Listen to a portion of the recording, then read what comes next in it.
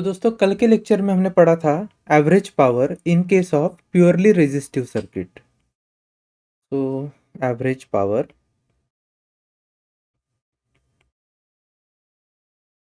In case of first we saw resistor के across, resistor R के across average power कितना आया था। तो कैसे कैलकुलेट किया था, हम जानते हैं कि रेजिस्टर के केस में मतलब अगर प्योरली रेजिस्टिव सर्किट है तो इंस्टेंटेनियस ईएमएफ था E naught sine of omega t, और उसके लिए जो इंस्टेंटेनियस करंट की वैल्यू होती है वो होती है I naught sine of omega t.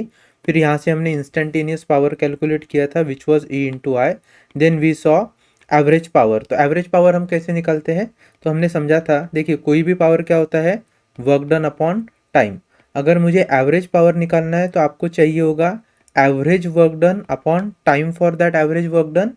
और एवरेज वर्क डन कैसे निकला था, तो हमने क्या किया था, इंस्टेंटेनियस जो पावर है उसको dt से इंटीग्रेट किया था with the help of dt। तो वो कैसे आया था, तो देखिए वर्क डन जो होता है instantaneous work done would be instantaneous power multiplied bye instantaneous time dt।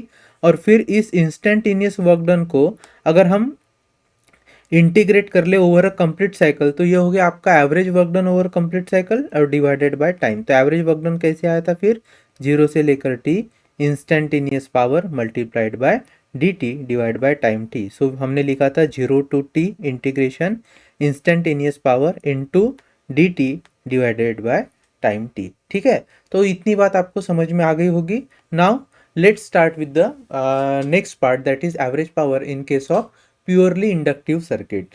So second हम पढ़ रहे हैं average power, average power across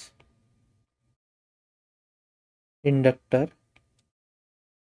inductor L, मतलब प्योरली इंडक्टिव सर्किट हम लेने वाले हैं।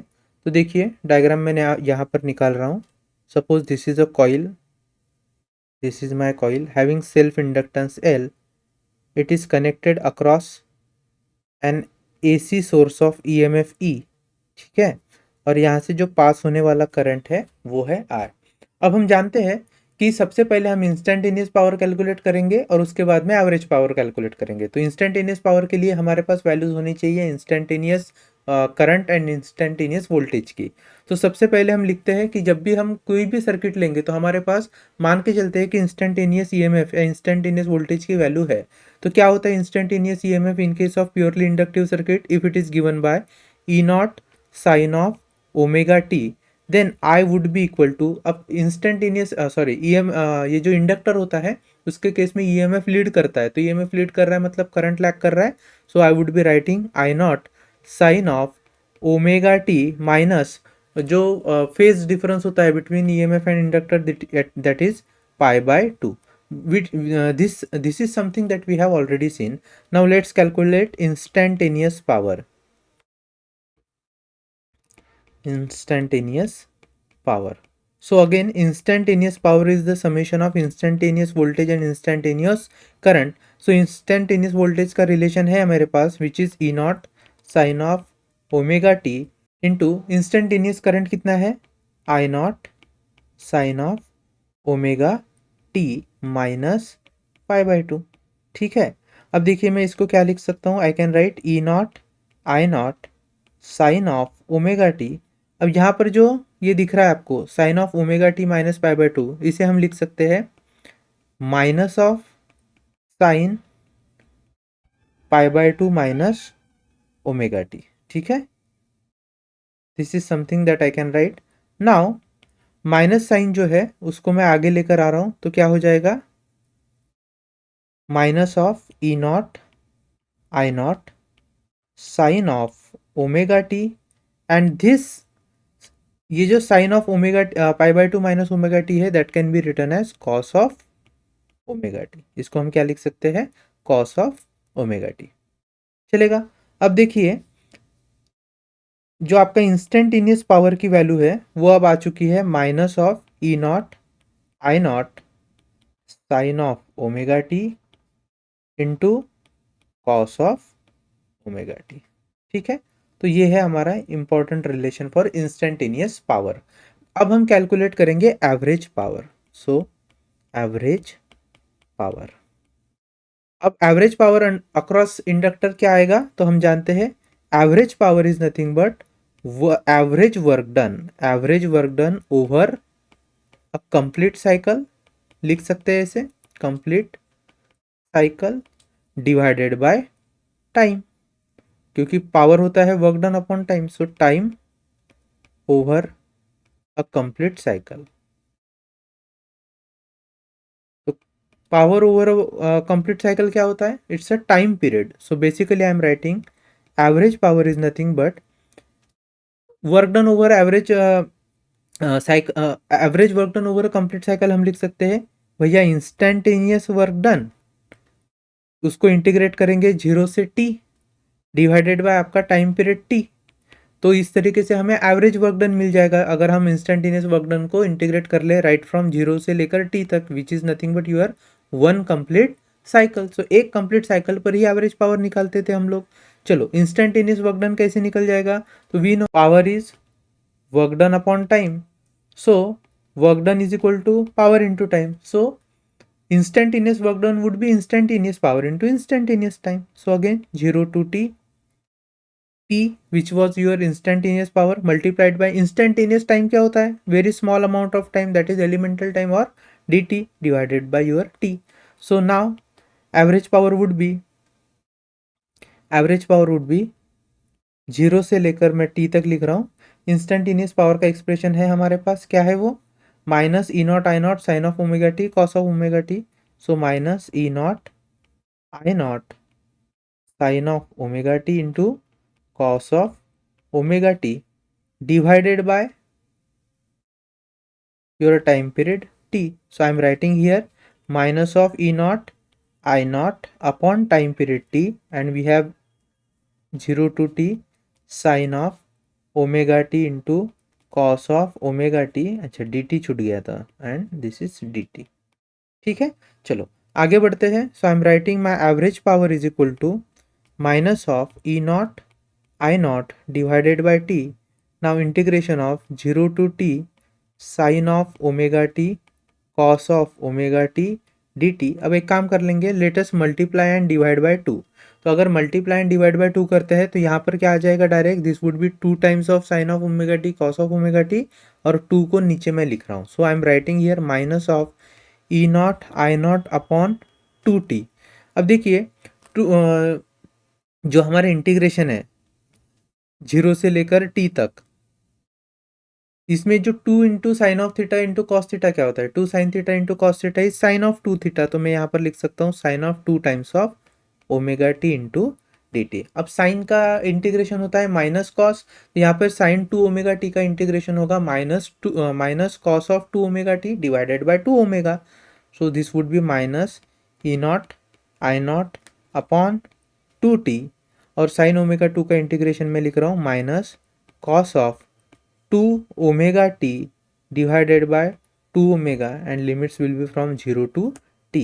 सो अगेन अब हम लिमिट्स पुट करेंगे, so minus of E naught I naught upon 2 times of t। अच्छा ये जो माइनस है this minus will get multiplied by this minus, और माइनस माइनस क्या हो जाएगा प्लस, तो अब हम माइनस नहीं लिखेंगे। ठीक है, चलो now cos of 2 omega T में चलो लिमिट पुट कर लेते हैं। So first time writing cos of 2 into omega क्या होता है 2 pi by t multiplied by small t will be replaced by upper limit that is t divided by 2 omega minus cos of 2 into 2 pi by t into, अब small t की value हो जाएगी 0 divided by 2 omega divided by 2 omega.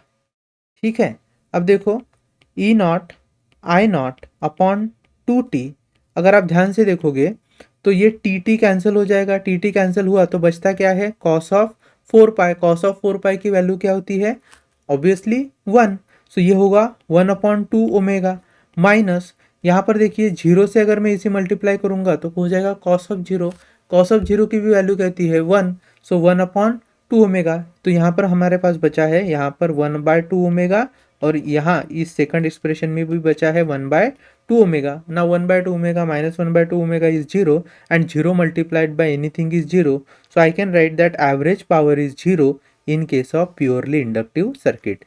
अब इसका मतलब क्या है? Average power zero से मतलब ये होता है, देखिए, अगर आपने सप्लाई जोड़ा है और उसके कारण सर्किट में करंट भी फ्लो हो रहा है, तो करंट को यूटिलाइज करने वाला एलिमेंट यहाँ पर नहीं है। करंट को हमेशा कौन यूटिलाइज करता है, कौन कंज्यूम करता है? कोई रेजिस्टर कंज्यूम करता है। यहाँ पर क्या होगा, जब भी करंट फ्लो होगा इंडक्टर से, तो इंडक्टर जितना पावर आएगा उतना पावर सर्किट में आगे सप्लाई कर देगा। वो अपने पास कोई पावर कंज्यूम करके नहीं रख रहा है, वो कंज्यूम ही नहीं कर रहा है power. It is the meaning here. So average power in case of inductor is zero, और ये तब वैलिड है जब हम प्योरली इंडक्टिव सर्किट की बात करेंगे। लेकिन इन रियलिटी होता क्या है, जब भी हम इस तरीके का कोई सर्किट बनाते हैं, अब मान लीजिए आपने जो कॉइल यूज की, कॉइल तो आपका इंडक्टर है, लेकिन कॉइल को अटैच करने के लिए जो वायर्स लगाए हैं, वायर्स वायर्स में तो कुछ ना कुछ रेजिस्टेंस होगा, और कुछ ना कुछ रेजिस्टेंस होने के कारण सम अमाउंट, भले ही फ्रैक्शनल हो, लेकिन कुछ अमाउंट ऑफ पावर क्या होगा, इंडक्टर को जोड़ने वाले इस वायर के कारण कंज्यूम होता है। अदरवाइज अगर आइडियल केस में आप मान लो, तो for an ideal inductor average power is zero. ठीक है, आई होप कि इतना आपको समझ में आ गया होगा। चलिए अब देखते हैं average power in case of purely capacitive circuit. So I am writing here third part, average power for capacitor having capacitance C. तो एक सा कैपेसिटर है जिसका कैपेसिटेंस सी है, उसके अक्रॉस हम पावर देखेंगे। सो मान लीजिए this is my capacitor with capacitance C, and it is supplied with AC EMF, AC EMF E. Let's say this is I, this is C. ठीक है, तो इस तरीके से सर्किट से क्या हो रहा है, करंट बह रहा है। अब हम जानते हैं कि हमें क्या करना पड़ेगा, पहले इंस्टेंटेनियस वैल्यू लिखनी पड़ेगी। तो ईएमएफ की इंस्टेंटेनियस वैल्यू क्या है, अगर वो है E naught sine of omega t, in that case जो आपका करंट होगा, तो करंट क्या होता है, हमेशा इन केस ऑफ कैपेसिटर लीड करता है। जैसे इंडक्टर में लैग करता है, वैसे यहाँ पे करंट लीड करता है। So I is equal to I naught sine of omega t plus pi by two. ठीक है, पाई बाय टू से वो लीड करता है। अब हम कैलकुलेट करेंगे इंस्टेंटेनियस पावर, इंस्टेंटेनियस पावर। ये जो इंस्टेंटेनियस पावर है वो कैसे निकलेगी, that would be multiplication of E and I. E का एक्सप्रेशन है E naught sine of omega t, I का एक्सप्रेशन है I naught sine of omega t plus pi by two. यहाँ से हम क्या कर लेंगे, ई नॉट और आई नॉट को बाहर निकाल लेते हैं, बचता है हमारे पास sine of omega t into sine of omega t plus pi by two. तो इसको चाहो तो आप ऐसे लिख लो, pi by two plus omega t, और हम जानते हैं sine pi by two plus theta क्या होता है, कॉस थीटा। तो यहाँ पर आ जाएगा E naught I naught sine of omega t into cos of omega t, and this is the expression for your instantaneous power. अब हम कैलकुलेट करेंगे average power. So average power, और एवरेज पावर जो होता है वो एक कंप्लीट साइकिल के ऊपर कैलकुलेट किया जाता है। सो मैं लिख रहा हूँ average power is nothing but average work done. This is average work done over time period, है ना, कितने टाइम पीरियड पर वो वर्क डन हुआ है, that is your average power. So average work done कैसे निकलेगा, so we will be integrating instantaneous work done, है ना। सो इंस्टेंटेनियस वर्क डन को इंटीग्रेट कर देना है with respect to time period, चलेगा। अब देखो instantaneous work done is what, instantaneous power into instantaneous time. So again 0 to t, instantaneous power into instantaneous time होगा dt, and this is divided by t. So again देखिए 0 to t। अब p की क्या value है instantaneous power की, E naught I naught sine of omega t cos of omega t. So E naught I naught sine of omega t into cos of omega t into d t, and divided by time period t. So again I am writing here E naught I naught divided by t. What we are left with is 0 to t sin of omega t into cos of omega t। अब मैं यहाँ पर क्या कर लेता हूँ, multiply कर लेता हूँ 2 से, और डिवाइड कर लेता हूँ 2 से। तो उससे क्या हो जाएगा, जैसे हम मल्टीप्लाई एंड डिवाइड करेंगे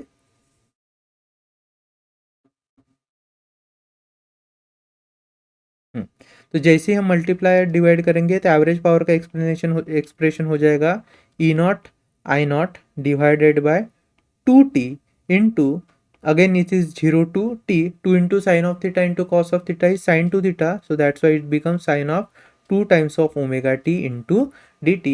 एंड अगर इसको फर्दर सॉल्व करें तो ये हो जाएगा E naught I naught upon 2t sine 2 omega t का जो इंटीग्रेशन है that would be minus cos of 2 omega t divided by 2 omega, and limit will be again from 0 to t. So this expression would be minus of e naught I naught upon 2t cos of 2 omega t में अगर इसकी value को submit करें तो थोड़ी देर पहले हमने सॉल्व किया था, याद है आपको? यहाँ पर ये देखिए, है ना, cos of 2 omega t divided by 2 omega में अगर 0 टू टी की वैल्यू पुट कर दी जाए तो अल्टीमेटली आंसर क्या आता है? 1 upon 2 omega minus 1 upon 2 omega that is 0, and 0 multiplied by anything is 0. सो चाहो तो अभी यहाँ पर फिर से हम लिख सकते हैं. So I am writing cos of 2 pi by t into capital T divided by 2 omega minus cos of 2 into 2 pi by t into 0 divided by 2 omega. So ultimately minus of E naught I naught divided by 2t. This will be 1 upon 2 omega minus 1 upon 2 omega, as same as last type, and this would be 0. So आपका जो average power है in case of capacitor, so average power in case of purely capacitive circuits, this is also equal to 0. ठीक है, तो चाहे purely capacitive circuit हो या purely inductive circuit हो, एवरेज पावर 0 होता है, no power is consumed. But this is the case when we are talking about ideal state. Okay, ideal. अब थर्ड जो है, थर्ड इंपॉर्टेंट है, जो हमारे लिए एग्जाम पर्सपेक्टिव से काफ़ी इंटरेस्टिंग और इम्पॉर्टेंट रहने वाला है, वो है average power across LCR circuit. So fourth, average power in LCR circuit देखते हैं. अब एवरेज पावर इन LCR सर्किट में याद रखिए हमारे पास होगा inductor L,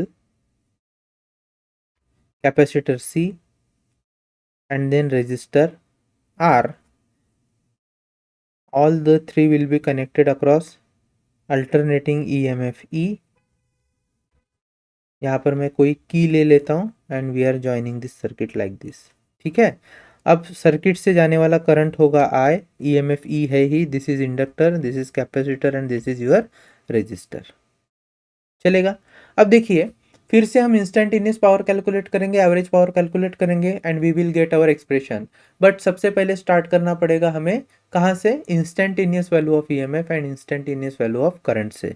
so I am starting with instantaneous value of EMF. So we know in case of LCR circuit if instantaneous EMF is given as E naught sine of omega t.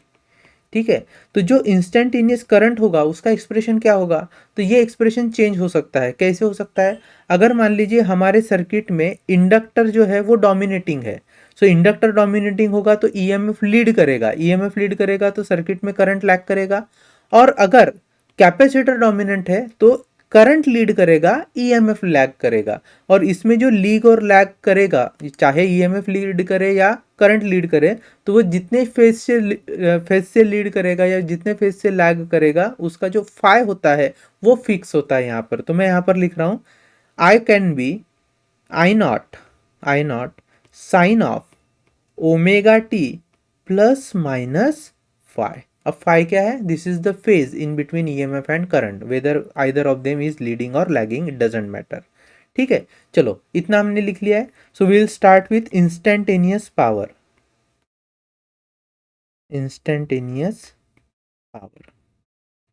अब देखो instantaneous power कैसे निकलेगा? P is equal to E into I. E is E naught sin of omega t. I is I naught sin of omega t plus minus phi. ठीक है, चलो. Now E naught and I naught I am writing separately. Then sin of omega t बचा है. अब यहाँ पर हमारे पास है, देखिए, sin of omega t plus minus phi. So I am considering omega t as A and phi as B. तो sine of A plus B क्या होता है? Sine of A cos of B plus cos of A sine of B. Sine of A minus B क्या होता है? Sine of A into cos of B minus cos of A into sine of B. तो यही फॉर्मूले को हम यहाँ पर अप्लाई करेंगे। So what we will be writing here is sine of A plus B वाला formula, so that would be sine of omega t into cos of phi plus minus cos of omega t into sine of phi. ठीक है, इतना formula हो गया। अब क्या करेंगे, ये जो साइन ऑफ ओमेगा टी है उसे हम इस ब्रैकेट के अंदर मल्टीप्लाई कर लेते हैं। So the expression for power will be E naught I naught sine square of, यहाँ ब्रैकेट ऐसे ही रहेगा, so sine square of omega t into cos of phi plus minus sine of omega t into cos of omega t into sine of phi. ठीक है, यहाँ तक expression समझ में आ गया है आपको, and this is our instantaneous power का expression. Now let's move to find average power. So average power, अब एवरेज पावर को फिर से हम लेंगे इंस्टेंटेनियस पावर से ही। So average power is what I am writing here, work done. ये एवरेज वर्क डन होगा over a complete cycle divided by time period for a complete cycle is capital T। अब work done over a complete cycle कैसे निकालेंगे? सो we no हमारे पास instantaneous work done होगा, उसको हम integrate करेंगे over a complete cycle divided by time period. अब देखिए इंस्टेंटेनियस वर्क डन क्या है? Instantaneous power into instantaneous time. So instantaneous power into instantaneous time is d T upon T. So I am writing here 1/t 0 to t। Instantaneous power is what? E naught I naught sin square omega t cos of phi. So E naught I naught in bracket sin square omega t into cos of phi plus minus sin of omega t into cos of omega t into sin of phi, and अंत में हम लिखेंगे dt। तो यहाँ पर क्या हो जाएगा? E naught into I naught divided by t, and we are left with 0 to t integration. अब इंटीग्रेशन को भी थोड़ा सेपरेट करके मैं लिख रहा हूँ। So this would be sine square of omega t into cos of phi multiplied by d t plus minus integration right from 0 to t sine of omega t cos of omega t sine of phi into d t. ठीक है, चलिए आगे solve करते हैं। सो आगे आगे क्या आ जाएगा? I am writing here average power is equal to E naught I naught divided by T. अब देखिए इस एक्सप्रेशन में हम क्या कर सकते हैं, फाई तो कांस्टेंट वैल्यू होती है, सो फाई को बाहर लेके आएंगे तो बचेगा sine square omega t into d t. So this would be cos of phi integration from 0 to t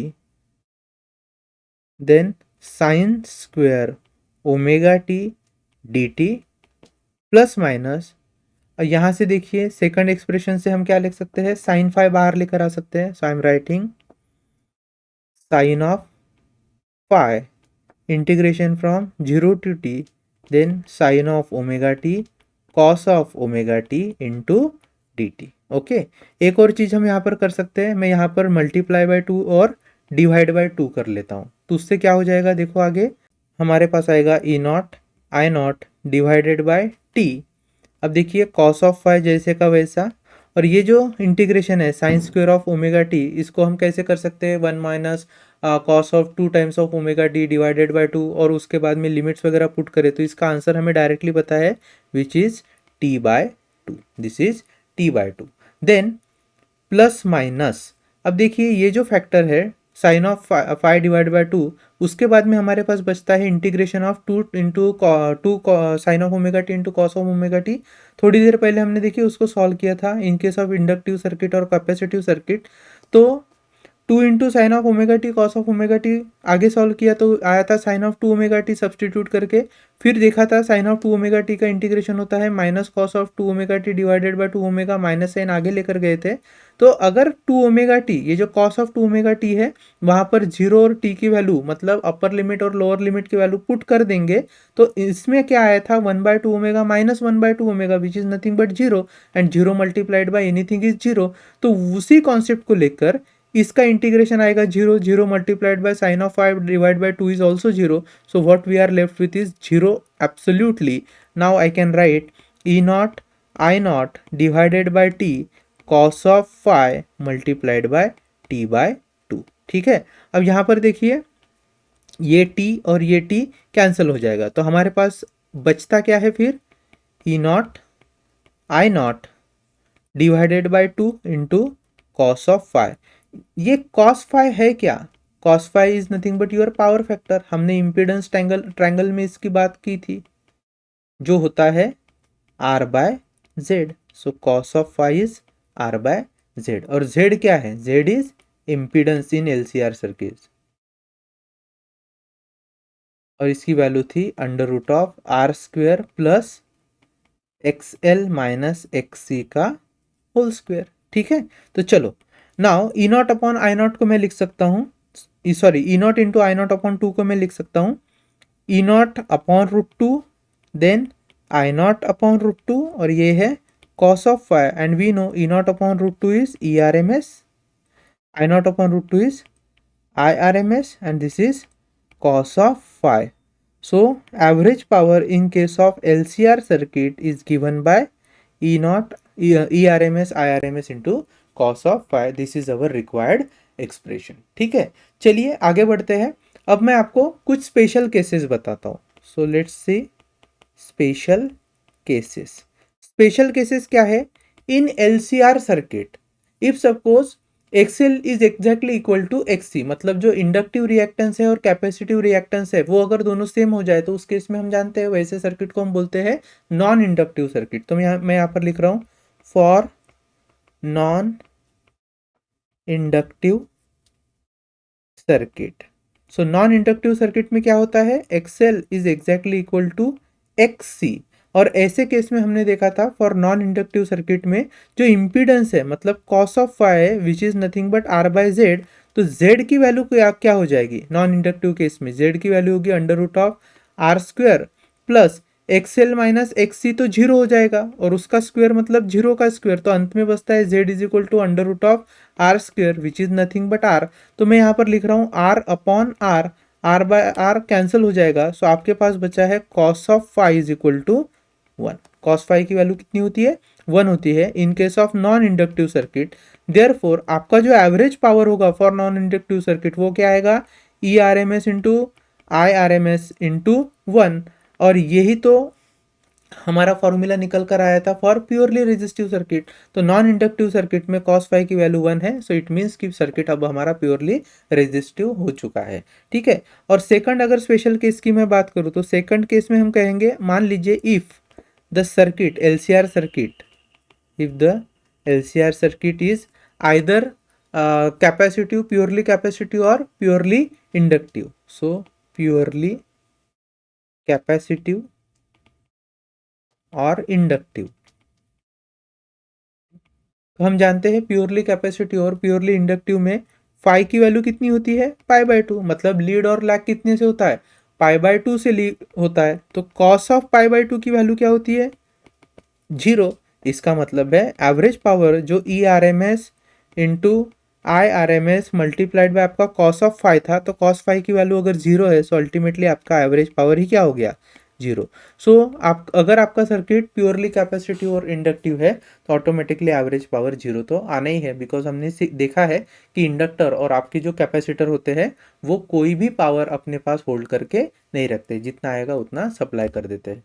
so this was the concept of average power. In next lecture we are going to study LC oscillations, ठीक है। तो I hope यहाँ तक तो आपको अच्छे से समझ में आ गया होगा। आप अपने एंड पर क्या कीजिए, इसको एक दो बार अच्छे से प्रैक्टिस कीजिए। इसके रिगार्डिंग कुछ न्यूमेरिकल्स है, उसको भी आप थोड़ा सा सॉल्व करने की कोशिश कीजिए, तो ये जो पर्टिकुलर टॉपिक है वो काफ़ी इजी लगने लगेगा। अगर मैं आपको एक सजेशन दूँ तो आप क्या कीजिए, आपकी जो पेपर होता है आपका, है ना, तो मान लीजिए ऐसा आपका पेपर है, ए फोर तो नहीं कह सकता, आपका जो रजिस्टर होता है ना नोटबुक, उसके जो 2 पेजेस होते हैं उतना पेज ले लीजिए, उसके आप 4 फोल्ड कर लीजिए इस तरीके से, ठीक है। जब आप 4 फोल्ड करोगे तो यहाँ पर लिखना average power for purely resistive circuit, this is average power for inductive circuit, this is capacitive circuit and this is LCR circuit. तो एक पेज पर अगर आप ये चारों के चारों लिखते हो तो एग्जाम के समय हार्डली 5 मिनट्स में आपका ये पूरा कॉन्सेप्ट क्या हो जाएगा, रिवाइज हो जाएगा। इसी तरीके से आप क्या कर सकते हैं, जब हमने इम्पिडेंसेस कैलकुलेट किए थे ना, resistance, inductive reactance, capacitive reactance, उसके बाद में impedance for LR circuit, impedance for CR circuit and impedance for LCR circuit, that can also be done in a similar fashion. तो आप एक पेज के 5-6 फोल्ड कर लीजिए या 4 फोल्ड कीजिए, उसके पहले 4 फोल्ड में आप रेजिस्टिव, इंडक्टिव, कैपेसिटिव और CR LR सर्किट के लिए लिख लीजिए, और फिर अगर LCR सर्किट या कोई और सर्किट बचता है तो उसको बैक साइड में लिख लीजिए। तो इससे क्या हो जाएगा, कंपैरेटिव स्टडी होगा, आपको एग्जाम के समय ज़्यादा रिवाइज करने की ज़रूरत नहीं पड़ेगी। विद इन फ्यू मिनट्स आप ये टॉपिक्स को क्या कर सकते हैं, रिवाइज कर सकते हैं, ठीक है। चलिए आगे बढ़ते हैं। तो बिफोर एंडिंग दिस लेक्चर हम क्या कर लेते हैं, एक छोटा सा सॉल्व एग्जाम्पल है उसे डिस्कस कर लेते हैं। बहुत सिंपल एग्जाम्पल है। सो एग्जाम्पल विच इज 13.8 दिया है, क्या दिया है हमें, a sinusoidal voltage of peak value 283 volt and frequency of 50 hertz is applied to a LCR circuit in which resistance R is 3 ohm, inductance is 25.48 milli henry and capacitance is 796 microfarad. और क्या निकालने के लिए पूछा है, we have to find the impedance in the circuit, मतलब Z की वैल्यू पूछी है, phase difference between voltage across the source and the current, मतलब फाई की वैल्यू पूछी है, और पावर फैक्टर पूछा है। तो पावर फैक्टर क्या होता है, cos of phi is your power factor.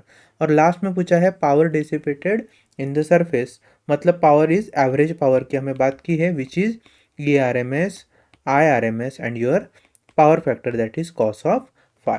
तो फटाफट लिख लेते हैं। आप चाहो तो अपने एंड पर इसको सॉल्व कर लेना, मैं यहाँ पर बस प्रोसीजर समझा के दे रहा हूँ, ठीक है। सो वी हैव गिवन, तो हमारे पास गिवन डेटा है, गिवन डेटा क्या क्या दिया है, peak value of EMF, peak यहाँ पर बोला है ना, पीक वैल्यू मतलब E0 दिया है। So I am writing E0 that is 283 volt. तो ERMS हम कैसे निकालेंगे, ERMS is E0 divided by √2, और simply you can do 0.707 times of E0, this is your ERMS का वैल्यू। तो ये यहाँ से निकल जाएगा। देन वी विल सी, हमें आगे दिया है R की value that is resistance which is 3 ohm, then we have given inductance which is 25.48 milli Henry, that means 10 to the power minus 3 times Henry, and again we are given capacitance which is 796 microfarad, micro is for 10 to the power minus 6 farad, ठीक है। तो इतनी सब value दी है, और सबसे पहले हमें पूछा है we have to find impedance in the circuit. अब हम जानते हैं भैया इम्पीडेंस का फॉर्मूला होता है √R² plus XL minus XC का होल स्क्वायर। अब XL ही नहीं है हमारे पास तो निकालना पड़ेगा। सबसे पहले मैं XL निकाल रहा हूँ which is omega into L. Omega क्या होता है 2πN into L, N is frequency of current which is given here 50 hertz, ठीक है। तो यहाँ पर मैं लिख लेता हूँ लगे तो, एन की वैल्यू दी है हमें 50 हर्ट्स। चलो, सो 2 इंटू 3.14 इंटू एन की वैल्यू है 50 इंटू एल का वैल्यू दी है 25.48 into 10 to the power minus 3 henry. अगर आप इसको सॉल्व करोगे तो इसका आंसर आता है nearly 8.00 something ohm, so this is 8 ohm. वैसे हम XC सॉल्व कर लेते हैं which is 1 upon omega C, so that would be equal to 1/2πN times of C, which is nothing but 1 upon 2 into 3.14 into 50 into capacitance is how much 796 into 10 to the power minus 6. ये 10 to the power minus 6 ऊपर चलेगा जाएगा, that would B 10 to the power 6, और XC को जब आप finally solve करोगे तो इसकी वैल्यू आती है नियरली 4 ओहम। ठीक है, तो अब हम इम्पिडेंस कैलकुलेट कर सकते हैं, and that impedance would be under root of R square, my R is 3 ohm, so 3 का square plus 8 minus 4 that is 4 का स्क्वेयर। अगेन दिस वुड भी देखिए 3 का स्क्वेयर इज 9, 8 माइनस 4 इज 4, 4 का स्क्वेयर इज 16, 16 प्लस 9 इज 25, और under root of 25 is 5। सो हमारा जो impedance है वो है 5 ओहम का। ठीक है, चलो आगे बढ़ते हैं। अब हमें पूछा है फेज डिफरेंस बिटवीन वोल्टेज। अब फेज डिफरेंस का मतलब होता है फाई, और हम जानते हैं tan फाई क्या होता है, XL minus XC upon R। So I can write phi is equal to tan inverse of how much is XL, it is 8, how much is XC, it is 4 divided by 3। So 8 minus 4 is 3, sorry 8 minus 4 is 4, so we get tan inverse of 4 by 3। ठीक है, और tan inverse of 4/3 की वैल्यू कितनी होगी, मैं अगर directly calculator से कैलकुलेट करूँ तो ये हो जाएगी 53.13 degrees. This is the value of 5। तो हमारा फेज भी निकल गया, which was second thing that were asked to us. Third is power factor पूछा है, and we know power factor क्या होता है, it is cos of phi. So I am writing cos of 53.13 कितना आएगा, सो देखते हैं, वो आ रहा है 0.6। ठीक है, तो हमारा पावर फैक्टर भी हमें मिला है। फोर्थ हमें क्या पूछा है, एवरेज पावर। तो हम जानते हैं भैया average power is what, ERMS IRMS multiplied by power factor which is 0.6। ERMS is what, E0 upon √2, इसकी वैल्यू हम निकाल सकते हैं, या फिर 0. I am directly writing 0.707 times of E0। ये हो गया ERMS। IRMS क्या होता है, देखिए R is what, ERMS upon IRMS। तो हम IRMS को क्या लिख सकते हैं, ERMS डिवाइडेड बाय R। तो आई एम राइटिंग ERMS। अब ERMS कितना है, 0.707 times of E0 divided by R का value multiplied by 0.6। So I am writing here 0.707 into 283 volt, ये हो गया मेरा ERMS। Then 0.707 into 283 divided by R की वैल्यू इज 3 मल्टीप्लाइड बाय 0.6। सो आपका जो फाइनल आंसर है वो आएगा nearly equal to 8 into 10 to the power 3 watts. ठीक है, इतना नियरली आंसर आएगा। आप उसको अपने एंड पर कैलकुलेट करना, मैं यहाँ पर नहीं कर रहा हूँ because video will again get लंबा हो जाएगा। ठीक है, चलो अब मिलते हैं हमारे नेक्स्ट वीडियो में।